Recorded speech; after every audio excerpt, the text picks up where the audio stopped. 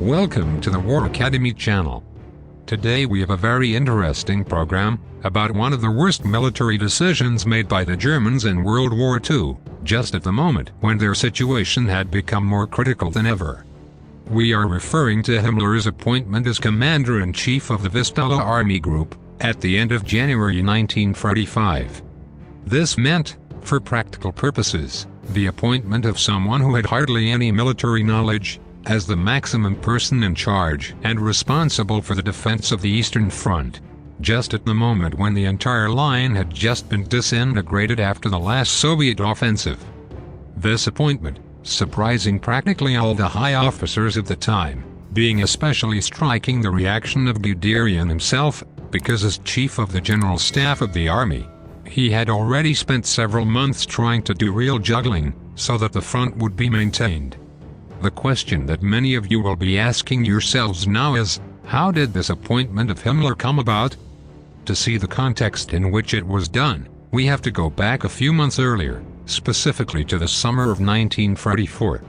After the offensives that the Allies launched on both fronts, by the end of that year, the German border was barely holding as well. The Western Front as well as the Eastern. To this we must add the attack that Hitler suffered on July 20th, which made him distrust even more of the high officers of the army. With this we arrive at the beginning of 1945, at which time the last major German offensive in the Ardennes was known to have failed. On the other hand, warnings of an imminent Soviet attack did not stop coming from the headquarters of the Eastern Front, but these were dismissed and branded as exaggerated. The German front around the Vistula River had been reinforced with 1.5 million soldiers and most of the material they had left, but they could do little or nothing when the Soviet offensive with almost 4 million soldiers began. This began on January 12th, and quickly swamped the entire German defense in the center. In less than 10 days, the Soviet vanguard advanced 300 kilometers, reaching the city of Poznan. The orders dictated by Hitler to resist until the end were not fulfilled in many units, and the so-called fortress cities were not properly defended in most cases. It was then that Hitler considered that he needed a man of his total confidence and command of these new formations that were being sent to the area in a hurry, along with those that had been torn to pieces. The immediate response was Himmler, the most loyal of the loyal. Thus, on January 24th, Himmler, who had always wanted to command a military unit, and wanted to remain important, was promoted to Commander-in-Chief of the Vistula Army Group. His orders were to stop the retreat of all German units, and thereby stop the Soviet offensive, and go on the counterattack as fast as he could. Colonel Eismann, a highly experienced career soldier, was appointed to take over as Chief of Operations at Himmler's new headquarters. This headquarters had been established in a special train of Himmler's own which had been transferred near the Oder. When Eismann arrived and was able to meet with his new boss, he soon found that everything was a disaster. First of all, the barracks lacked the necessary personnel. There was only one map, and the information that the barracks had regarding what was happening at the front was almost 24 hours behind. The communication line they had on the train was only one telephone, and Himmler did not allow himself to be bothered with new news after certain hours, regardless of his urgency. When Eismann began to ask him about the status of the units they had available in the new army group, he could see that not even Himmler knew. He limited himself to commenting on the desire to create new units, and send them on the attack as soon as they could. It was around these dates that divisions such as the 32nd Grenadier Division of the Waffen-SS, nicknamed the 30 Junior, were created, as it was created precisely on January 30th, 1945. This date was the anniversary of Hitler's appointment as Chancellor of Germany. The division was made up of veterans of the Waffen-SS who, due to their injuries, had been discarded for combat. However, now they were being called up again. It is striking that some of its members even came out of the hospital directly. The general morale of this division was quite low, and it did nothing but reduce when they saw that they had neither tanks nor practically artillery. One of them commented that this was not a division, it was rather a pile of scrap sewn on the run.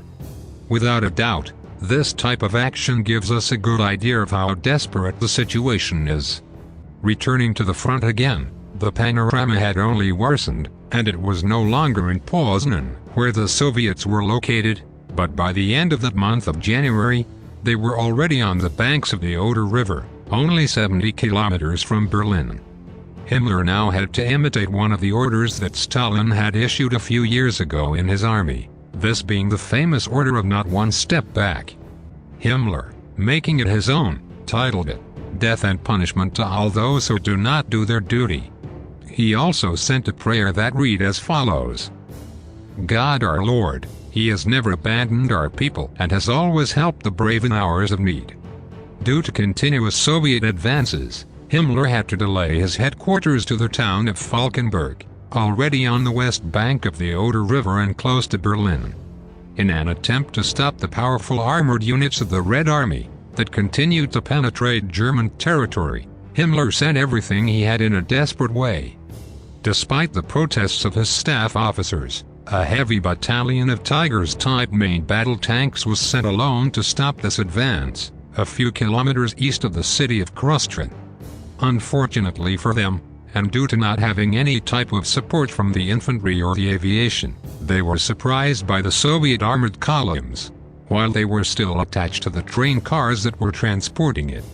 This encounter resulted in enormous losses for the German heavy battalion, because in those conditions they could not even defend themselves. Reviewing the memoirs of General Guderian, you can see the continuous conversations he had with Hitler to remove Himmler from his position and appoint a real marshal or general. The only thing he could achieve was to bring General Wenck closer to Himmler's general staff. All hopes were now pinned on an offensive that the Germans were finally going to launch in the area to turn the situation around. This was called Operation Solstice. Both the date of this offensive and its direction were once again the subject of strong discussion between Hitler and Guderian. It was finally set for February 16th, and while it started off well because it caught the Soviets by surprise, when they focused numerous forces on the area, they soon pushed the Germans back. The failure of this offensive was what ended up sinking Himmler, who retired to a sanatorium about 65 kilometers north of Berlin. This was discovered by Guderian when he went to visit him at his headquarters and saw that he was not there. Guderian quickly moved to the Hohenleichen sanatorium, where Himmler was to speak with him. Guderian cites in his memoirs that he found him looking quite well and that he only had a cold. Guderian then tried to convince him to resign his position as Army Group commander of the Vistula, alluding to him that he already had too many charges to carry and could not lead them all properly. And it is true that Himmler held the position of Chief of the SS, Chief of the German Police, Minister of the Interior, and his position as commander of this army group. Himmler told Guderian that he was right, and that he couldn't handle that much, but that he was somewhat afraid to tell Hitler that he was resigning. It was then that Guderian told him that if he did not dare to tell him, he would tell him himself instead of him, to which Himmler agreed. That same afternoon Guderian was able to speak with Hitler and told him about Himmler's resignation.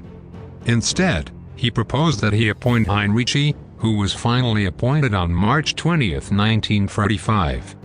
Although to date, Hitler had considered his friend Himmler as a very capable man, his actions in command of these units left much to be desired, not to mention the practically neglected functions that Himmler had done during the last weeks.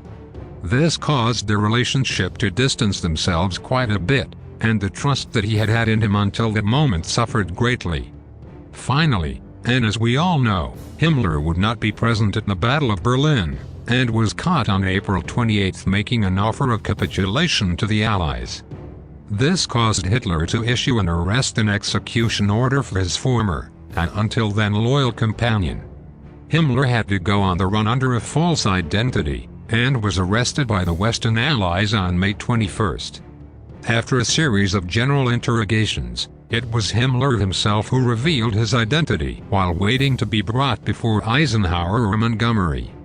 The official version says that after a struggle with a doctor who was going to examine him better, Himmler accidentally bit a cyanide capsule in his mouth and committed suicide involuntarily. However, there is an alternative version that indicates that this suicide was actually provoked and that it was all a farce. I'll leave the theory open for everyone to choose the one they consider. In any case, Himmler died on May 23, 1945 in the barracks where he was being held. The books that I have used to prepare this program have been Anthony Beauvoir's Berlin 1945 and General Guderian's memoirs. I will leave both links in the description. I hope you like this program, and I look forward to your comments on Himmler's role as commander of the armies of the Vistula. Finally, I encourage you to join the Patreon community where we have a more direct contact. That's all. Give it a like and subscribe if you liked the program, and see you in the next video. See you soon.